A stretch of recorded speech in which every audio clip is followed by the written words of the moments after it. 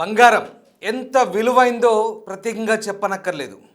మన భారతీయులకు ముఖ్యంగా మనందరికి కూడా ఇదొక సోషల్ స్టేటస్, అంటే ఒక సామాజిక హోదా. పెళ్ళిళ్ళు, శుభకార్యాలు ఏదైనా బంగారానికున్న విలువ అంత ఇంత కాదు. అలాంటి బంగారం ఇప్పుడు సామాన్యునికి అందరంతా ఎత్తుకెదిగిపోయింది. వాటి ధరలు చూసి కొనాలంటేనే భయపడుతున్నారు. మరి ఇంతలా డిమాండ్ పెరిగిన బంగారం అసలు ఎక్కడి నుంచి వస్తుంది? బంగారాన్ని ఎక్కడి నుంచి మైనింగ్ చేస్తూ తీసుకొస్తున్నారు? మరి బంగారు గనులు ఎక్కడ ఉన్నాయి?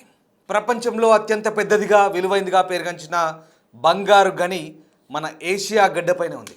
అయితే దాని గురించి చాలామందికి తెలియదు. కానీ ప్రపంచంలోని చాలా దేశాల్లో మహిళలు ధరించే గోల్డ్ జ్యువెలర్స్లో కొంత భాగం ఈ గనిలో నుంచి వచ్చిందే. ఈ అద్భుతమైన బంగారు కాంతులు విరజిల్లే గని ఎక్కడ ఉంది? దీని కెపాసిటీ ఎంత? బంగారంతో పాటు ఇంకా ఏ ఇతర లోహాలు ఈ గనిలో లభిస్తున్నాయో ఈ స్టోరీలో చూద్దాం. ఇండోనేషియాలోని పపువా ప్రాంతంలో ఈ బంగారు గని నిక్షేపాలున్నాయి. దీనిని గ్రాస్బెర్గ్ గని అని కూడా అంటారు. ఈ గని ప్రతి సంవత్సరం సుమారు 50 టన్నులకు పైగా బంగారాన్ని ఉత్పత్తి చేస్తుంది. బంగారంతో పాటు ఇక్కడ రాగి కూడా భారీ స్థాయిలో తవ్వుతారు. అందువల్ల ఇది ప్రపంచంలోనే అతిపెద్ద రాగి గనుల్లో ఒకటిగా గుర్తింపు పొందింది. ఎత్తైన కొండలు, దట్టమైన అడవులతో చుట్టుముట్టిన ఈ ప్రాంతంలో ఉన్న ఈ గని భూమిలో దాగి ఉన్న అపారమైన సంపదకు నిదర్శనం. ఇక్కడ బంగారం, రాగి మాత్రమే కాదు, వెండి కూడా లభిస్తుంది. ఒకే చోట ఇంత పెద్ద మొత్తంలో విలువైన ఖనిజాలు దొరకడం కూడా చాలా అరుదైన విషయం. అందుకే గ్రాస్బెర్గ్ గనికి ప్రపంచ ఖనిజ పరిశ్రమలో ప్రత్యేకమైన గుర్తింపు వచ్చింది. ఈ గని పపువాలోని పున్కాక్ జయా అనే ఎత్తైన పర్వతానికి సమీపంలో ఉంది.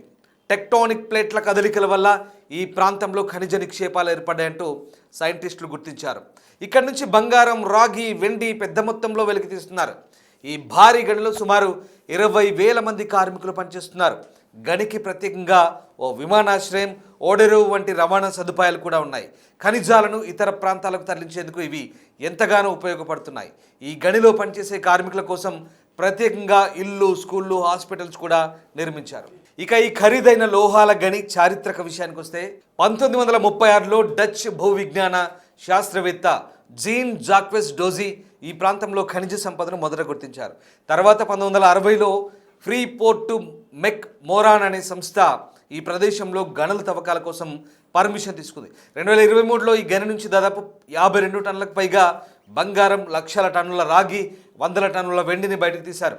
గ్రాస్బెర్గ్ గని కేవలం ఖనిజ సంపదకే కాకుండా అక్కడ సహజ వాతావరణం కూడా ప్రసిద్ధి అని శాస్త్రవేత్తలు అంటారు.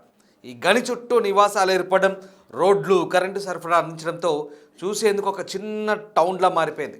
ఈ గనిలో నుంచి లభించే రాగి ప్రపంచవ్యాప్తంగా విద్యుత్ తీగలు, ఎలక్ట్రానిక్ పరికరాలు, వాహనాల తయారీకి ఉపయోగపడతాయి. అందుకే ఈ గని ప్రపంచ ఆర్థిక వ్యవస్థలో కీలక భూమిక పోషిస్తుంది.